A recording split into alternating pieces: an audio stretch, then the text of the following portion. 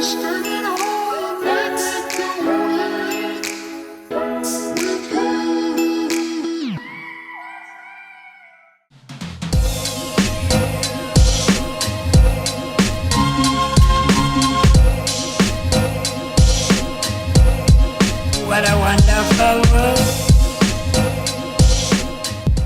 alle sammen, og velkommen tilbake til en helt ny video her på kanalen min.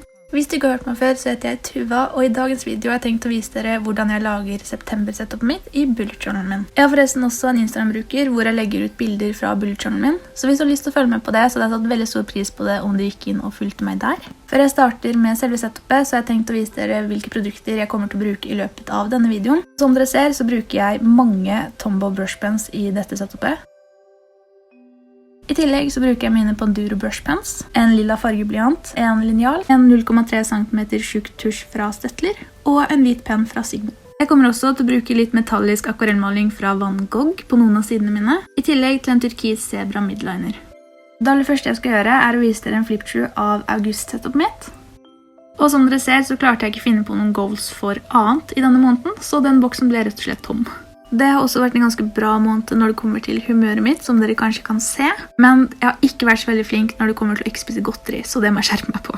Jeg fikk ikke fylt ut august-playlisten min før jeg filmet denne videoen, men jeg har postet et bilde av det på Instagram, så hvis du er nysgjerrig så kan du gå inn og sjekke det ut der. Og her kan dere også se hvordan ukesidene mine endte opp med å se ut. Og da kan jeg endelig begynne med selve setupet. Temaet jeg har valgt for september er Disney. Det var faktisk en venninne av meg som foreslo at jeg kunne ha dette temaet, og jeg er veldig glad for at jeg hørte på henne, fordi jeg synes personlig at det ble veldig søtt. Og som dere kommer til å se utover i videoen, så har jeg valgt å ha forskjellige tema på alle sidene. Og det jeg mener med det er at hver av sidene er inspirert av ulike Disney- og Pixar-filmer. Som dere ser så har jeg nå skrevet opp september med Disney-skrift, og jeg har også begynt å tegne opp det typiske Walt Disney-slottet, som sannsynligvis alle kjenner igjen. Som dere ser så har jeg også valgt å sette inn bilder hver gang jeg tegner noe som jeg har funnet på nettet, og dette er gjort på alle sidene i hele setupet. Disse bildene kan du forresten finne nede i beskrivelsen min, så hvis du for eksempel ikke har lyst til å tegne selv, men har lyst til å ha et lignende setup som mitt, så kan du eventuelt skrive ut bildene og lime dem inn i boka, i stedet for å tegne dem selv. Jeg bestemte meg også for å legge til litt fyrverkeri, noen stjerner og litt skyer, bare for å få litt ekstra detaljer på siden min. Jeg ble forresten ikke fornøyd med hvordan de skyene ser ut under, men jeg føler det er litt sent å endre på det nå. Jeg var veldig usikker på om jeg burde ha en farge på overskriften på denne siden eller ikke, for vanligvis så pleier overskriften min å være svart. Men skriften på Walt Disney-logoen er hvit, og siden jeg prøver å få det til å ligne på den, så følte jeg at det ble litt feil å ha en annen farge enn det. Så for første gang noensinne, tror jeg, så valgte jeg å ha en hvit overskrift på forsiden min.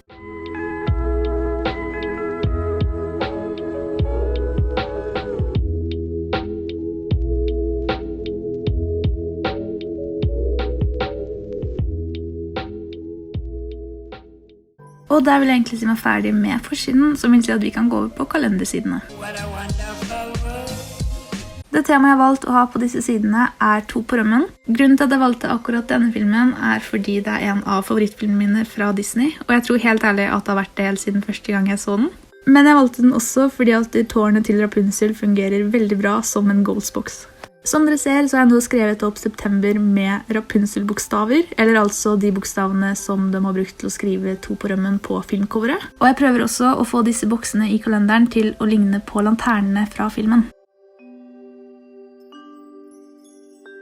Og nå begynner jeg å tegne dette tårnet som jeg da skal bruke som en goalsbox. Jeg er ikke helt fornøyd med hvordan dette tårnet endte opp med å se ut, for det skulle egentlig vært veldig mye smalere mot toppen og utvide seg nedover mot bånd. Men siden jeg måtte ha nok plass til å faktisk kunne skrive ned goalsene mine, så måtte jeg lage den litt tjukkere enn den egentlig skal være. I tillegg så har dette tårnet ekstremt mange små detaljer, og det var litt vanskelig å få med alle sammen, spesielt når jeg begynner å fargelegge, som dere kommer til å se etterpå.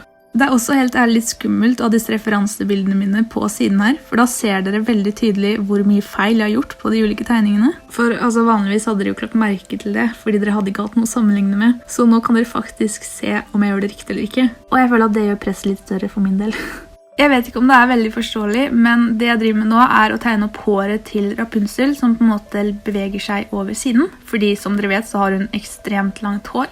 Så I stedet for å tegne et bilde av Rapunzel med ansikt og alt, noe jeg er ganske dårlig på, så valgte jeg heller å bare tegne håret hennes, fordi jeg følte at vi måtte ha henne med på en eller annen måte, siden filmen faktisk handler om henne. Og da kan jeg egentlig bare begynne å fargelegge siden. Når jeg skulle velge farger til dette tårnet, så var det ganske vanskelig å finne farger som matchet helt perfekt. Så det tårnet her ligner jo ikke 100% på Rapunzel sitt, men det gjorde det for så vidt ikke før jeg begynte å fargelegge heller, så det går egentlig greit.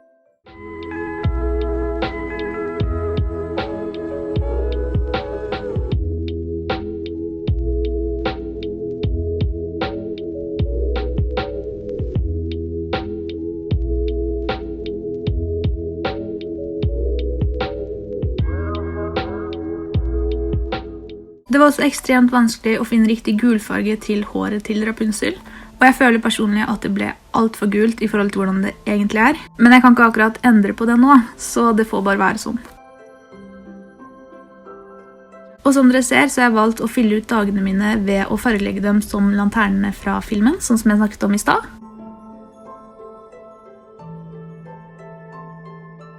Og her får dere også se mitt tappere forsøk på å prøve å fikse fargen på håret hennes. Det fungerte ikke så veldig bra med den brunfargen, men jeg føler jeg fikk fiksa det ganske greit når jeg la til den metalliske malingen over, fordi det gjør at det ser litt ut som at det lyser, I hvert fall I virkeligheten. Og når håret til Rapunzel lyser, så er det jo faktisk ganske gult, så jeg prøvde heller å vinkle det den veien enn å prøve å få det til å se normalt ut. Og da kan vi også si oss ferdig med kalendersidene, og vi kan gå over på mood-trackeren min.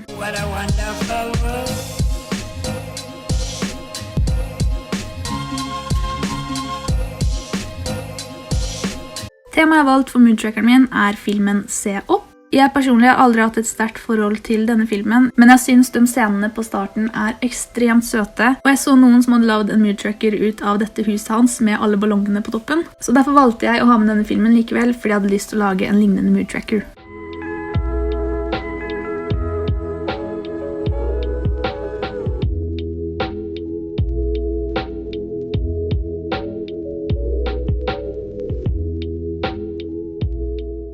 Og jeg klarer selvfølgelig å tegne for mange ballonger, så jeg må prøve å dekke over noen med den hvite tusjen min. Jeg vil ikke akkurat si at det var et vellykket forsøk, for man ser at jeg har tegnet over med den hvite tusjen, men det har egentlig ingenting å si, så det ikke så farlig.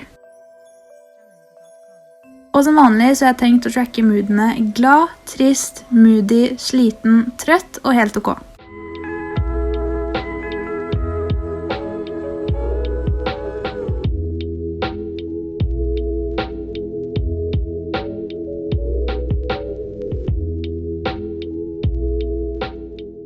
Jeg føler kanskje at fargene jeg brukte på dette huset var litt for mørke I forhold til hvordan de egentlig skal være, fordi huset I filmen egentlig har veldig lyse farger. Men jeg vil egentlig si at jeg ganske fornøyd med resultatet likevel, selv om det selvfølgelig ikke helt perfekt, men det har egentlig ingenting å si. Og som dere sikkert har skjønt, så har jeg altså tenkt å fylle ut moodene mine ved å fargelegge ballongene I de ulike fargene.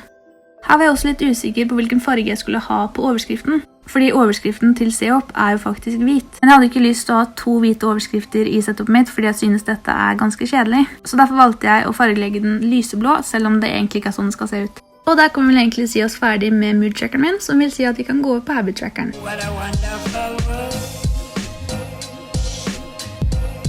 Temaet jeg valgte på habit-trackeren min Frost. Dette også en av favorittfilmene mine fra Disney, så jeg følte at jeg måtte ha den med når jeg først har et Disney-tema. Men siden jeg lager dette setupet I september, så hadde jeg ikke lyst til å ha en typisk vinterside. Så jeg var litt usikker på hvilken side jeg burde bruke det temaet på. Men jeg endte opp med å ta habit-trackeren, fordi jeg fikk en idé om at jeg bare kan ha en tegning av Olaf uten å gjøre det alt for vintrete. Og denne habit-trackeren har også et helt annet setup enn hva jeg vanligvis har, fordi jeg valgte å dele den I 2. Jeg veldig glad for at jeg kom opp med den løsningen her, fordi jeg prøvde å lage den på en annen måte først, men jeg ble ikke fornøyd med det resultatet I det hele tatt, så jeg veldig glad for at jeg til slutt klarte å finne en løsning som jeg faktisk liker. Og som dere ser, så har jeg valgt å tracke 8 vaner I stedet for 10 denne måneden her. Og de vanene jeg har valgt denne måneden å drikke vann, gå ut av huset, jobbe med skole, spille piano, trene, nå målet mitt I livesum, snakke med noen og ikke spise godteri. Og her har jeg da tegnet opp et bilde av Olaf, sånn som jeg sa jeg skulle gjøre tidligere I videoen.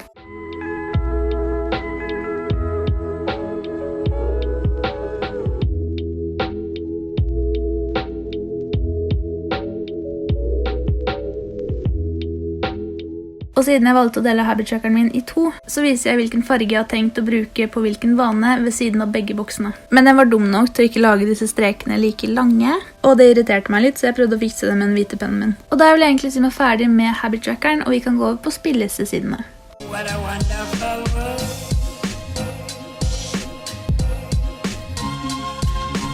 Det temaet jeg valgte å ha på denne siden er filmen Coco. Grunnen til at jeg valgte akkurat denne filmen er fordi Coco handler veldig mye om musikk, så jeg følte at det ble helt perfekt å ha dette som et tema på denne siden. Og i tillegg så er det jo også en veldig fin film.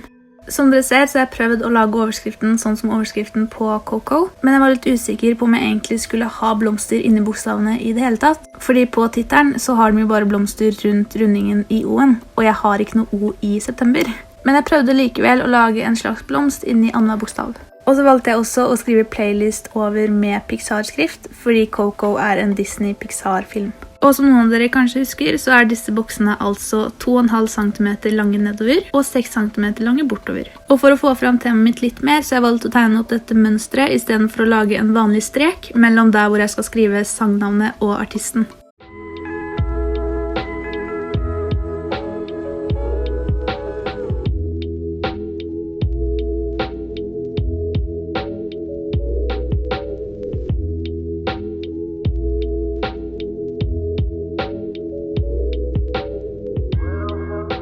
Og da vil jeg egentlig si meg ferdig med spillelistesiden min, som vil si at vi kan gå over på treningstrackeren.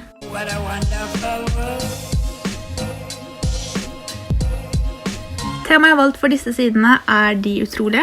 Rett og slett fordi jeg føler at det er den eneste Disney-filmen som handler litt om trening, selv om den jo egentlig ikke handler om det. Men jeg følte likevel at denne filmen passer best å ha som tema på denne typen side. Som dere ser så er jo bokstavene i dette alfabetet rette, men hvis man ser på tittelen på coveret til filmen, så er teksten litt bøyd. Så det er derfor jeg valgte å skrive bokstavene på denne måten. Og jeg valgte også å legge til denne i-en på siden, selv om det egentlig ikke er en i noe av det jeg skriver her.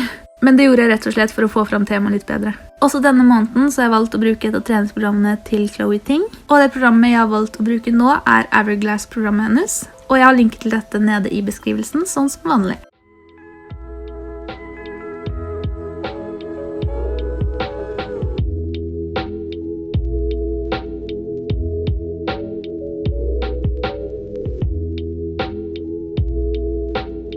Jeg vet at overskriften til Det utrolige egentlig er hvit, men som sagt så føler jeg at det er veldig kjedelig å ha en hvit overskrift. Så derfor bestemte jeg meg for å markere bokstavene med en rødfarge. Og jeg føler dette passer ganske bra til temaet, fordi de tross alt bruker ekstremt mye rødt i den filmen, selv om det egentlig ikke skal være sånn.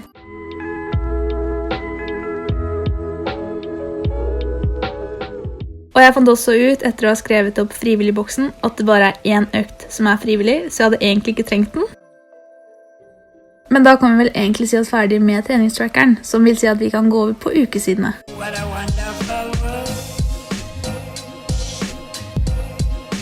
Temaet jeg har valgt for ukesidene er egentlig ikke et spesielt tema i det hele tatt, det er bare generelt Disney. Så etter hvert som jeg fyller ut ukene, så kommer jeg også til å legge til noen detaljer på sidene, som for eksempel figurer eller ting fra ulike Disney-filmer. Og som dere ser så prøvde jeg å tegne hodet til Mickey Mouse rundt der hvor jeg skriver september. Jeg vil ikke si at det var helt vellykket, men det funker. Jeg kommer forresten til å gjøre alle sidene helt like, så jeg kommer ikke til å vise dere uke 2 til 5 på kamera, men dere får se dem nå snart. Og da vil jeg altså si meg ferdig med uke 1, og vi kan da gå over til å vise dere resten av ukesidene, før jeg går over til goodbye-siden min.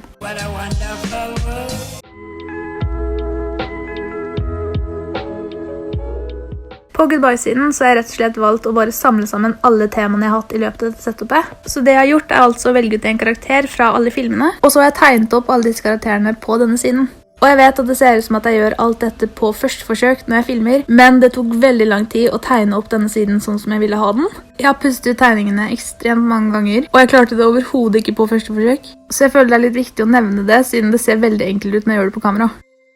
Så det første jeg gjør er å tegne opp bildet jeg valgte fra filmen Se opp, og som dere ser så valgte jeg da selvfølgelig et bilde av det søte paret. Jeg må ærlig innrømme at jeg synes hun dama ble litt skummel, men det kunne vært mye verre. Fra filmen Coco så valgte jeg et bilde der hvor gutten sitter og spiller gitar, fordi jeg synes dette bildet var veldig søtt, men jeg klarte å tegne armen på feil plass, så jeg måtte fikse det igjen. Og jeg føler heller ikke at jeg klarte å få fram at bildet er søtt på tegningen, men jeg vet ikke hvordan jeg kunne fikse det, så jeg bare lot det være sånn. Fra filmen De utrolige så valgte jeg å tegne Jack. Jeg var veldig usikker på hvilken karakter jeg burde velge å ta fra denne filmen, for egentlig så burde jeg jo ta Herr Utrolig. Men Jack var enklest å tegne, så da ble det han. Og fra Frost så valgte jeg selvfølgelig å tegne Olaf som vinker. Og helt til slutt så har vi filmen 2 på rømmen, og her valgte jeg å herme etter den giffen som er på både Snapchat og Instagram, hvor Rapunzel og Flynn popper ut fra siden, fordi jeg følte at dette bildet passet veldig bra inn her.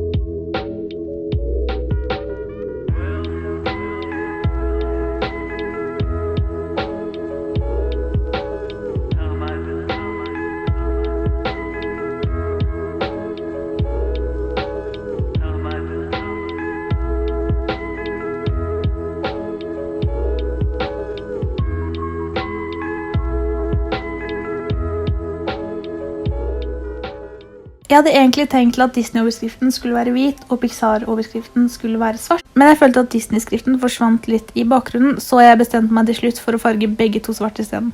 Jeg er ikke 100% fornøyd med hvordan det ser ut, men det er ikke helt forferdelig, så det funker. Og der er jeg egentlig ferdig med å fargelegge hele tegningen, som vil si at jeg er ferdig med goodbye-siden min, og vi er også ferdig med hele setupet.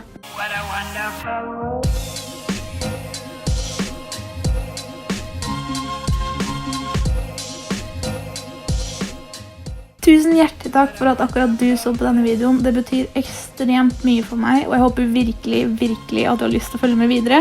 Hvis du har lyst til det, så håper jeg du trykker på abonner, og at du også går inn og følger meg på Instagram. Jeg har lagt en link til Instagram-brukeren min nede i beskrivelsen, sammen med en link til Spotify-spillelista mi, hvor jeg legger til alle favorittsangene mine fra hver måned, og også en link til treningsprogrammet til Chloe Ting. I tillegg så har jeg linket til alle produktene jeg har brukt, og jeg har også linket til alle bildene som popper opp på skjermen i løpet av videoen der nede. Og så håper jeg at du også har lyst til å få med deg min neste video.